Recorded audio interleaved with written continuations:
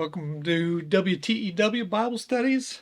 We're in chapter 17 now, the book of Revelation. So we have seen chapter 16. That's presented the clearest picture of the last plague, which is found in 6 stories that end each one of those stories. So in chapter 17, this is not part of one of those stories. This is the angel that John talked about in the very first sentence, I think, the book of Revelation. He sent and signified it by his angel to his servant John. Well, now that angel is going to tell us what a lot of symbols means. So we're going to read chapter 17, and it answers itself a lot of times on what's coming up. So we're going to learn about Babylon and a beast. Verse 1, and there came one of the 7 angels which had the 7 vials, and talked with me, saying unto me, Come hither, I will show unto thee the judgment of the great whore that sits upon many waters, with whom the kings of the earth have committed fornication, and the inhabitants of the earth have been made drunk with the wine of her fornication. So he carried me away in the spirit into the wilderness, and I saw a woman sit upon a scarlet-colored beast, full of names of blasphemy, having 7 heads and 10 horns. And the woman was arrayed in purple and scarlet color, and decked with gold and precious stones, and pearls, having a golden cup in her hand, full of abominations and filthiness of her fornication. And upon her forehead was a name written, Mystery, Babylon the Great, the mother of harlots and abominations of the earth. In verse 1 there, we see many waters. So the great horse sitting on many waters. Well, those are, if we look in verse 15, we're going to see what the many waters are. And he said unto me, The waters which you saw where the horse sits are peoples and multitudes and nations and tongues. So there you go, people all over the earth. That's the harlot sits on them. The harlot's got control over them, so it's the governing authority. So when it says the kings of the earth have committed fornication with her, there's a bunch of kings that have made a league, given their governing authority to this one world capital. And so they're made drunk with the wine of her fornication. Well, this world capital wants to kill all the Christians, and so they get the booty from doing that, the spoils of war, as it were. So all these other kings think that's a good idea. Yeah, let's just kill the Christians and take their stuff. That's being made drunk with the wine of her fornication. So this city in verse 3 is seen as a woman, and this woman is sitting on this beast. So the beast is the world empire. So the capital of the world empire, the governing authority of the world empire, is what that's talking about. I'll just start reading in verse 6 now. And I saw the woman drunken with the blood of the saints and with the blood of the martyrs of Jesus. And when I saw her, I wondered with great admiration. That's what I was just talking about. And the angel said unto me, Wherefore didst thou marvel? I will tell thee the mystery of the woman and of the beast that carries her, which has the 7 heads and 10 horns. Well, let me start with the woman first. Whenever John marvels, that's when something comes back from the dead. So we saw Israel didn't exist from 70 AD until 1948. Well, that's John would marvel at that because it came back as if from the dead. So this is going to be a world capital that comes back as if from the dead. You know, like Rome's going to come back, and then we're going to see this Syrian Empire come back. So those John will be marveling about that stuff.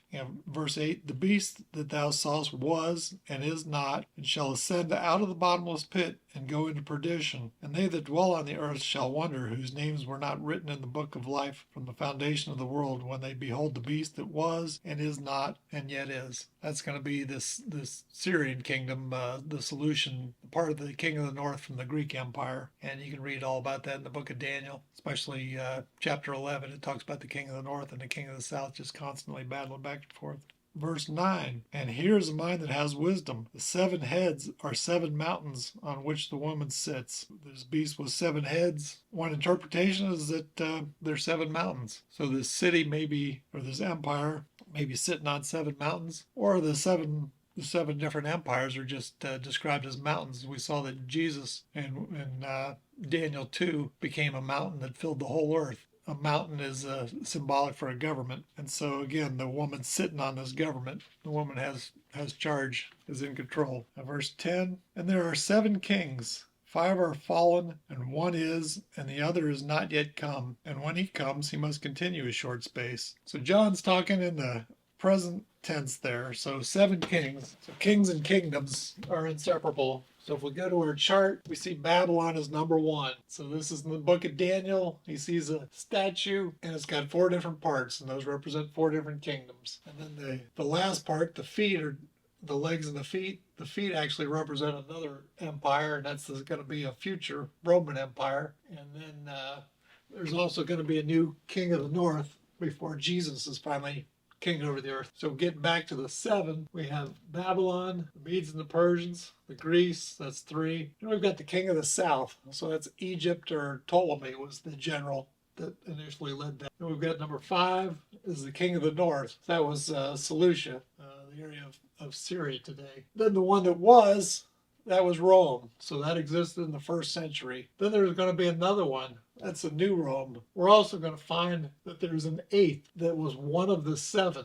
So one of these 7 is going to be this king. So that's going to be this Greek king of the north. And he's only going to be able to continue a short space. He's got 3.5 years. And again, he comes out of the bottomless pit. We saw that with the 9th or the 5th trumpet in chapter 9 of Revelation. So verse 11, and the beast that was and is not, even he is the 8th and is of the 7, goes into perdition. Perdition is destruction. Again, this beast is an empire that existed, and it's going to come back into place, and that's why John marvels. Verse 12, and the 10 horns which thou sawest are 10 kings, which have received no kingdom as yet, but receive power as kings 1 hour with the beast. So this new Roman Empire hasn't come into existence. They were at the time of the old Roman Empire, but the 10 kings didn't exist then. But when a new Roman Empire comes back, there'll be some sort of a treaty involving 10 nations, and that'll be the new Roman Empire. These have one mind, and they shall give their power and strength unto the beast.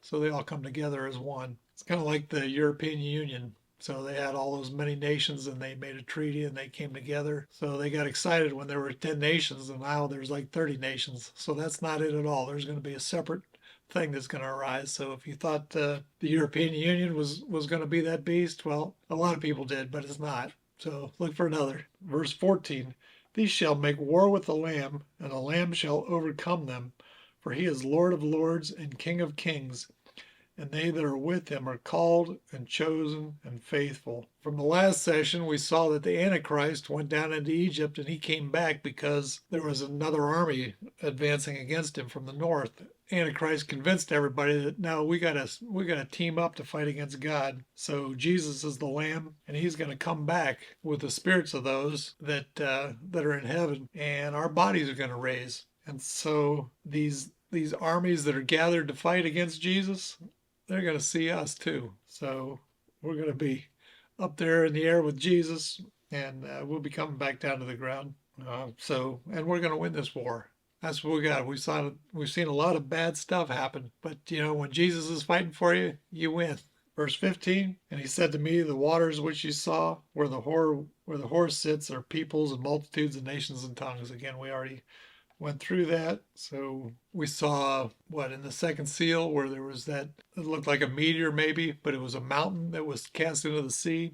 So the mountain is the government, and cast into the sea, that's just went back in to be amongst the peoples, and it was no great thing anymore. So verse 16, and the 10 horns which thou sawest upon the beast, these shall hate the whore, and shall make her desolate and naked, and shall eat her flesh and burn her with fire. For God has put it in their hearts to fulfill his will, and to agree and give their kingdom unto the beast, until the words of God shall be fulfilled. And the woman that thou sawest is the great city, which reigns over the king of the earth. So everybody wants to make this harlot a system, so maybe government system, but the Bible consistently calls it a city, so that's what we're going to use here.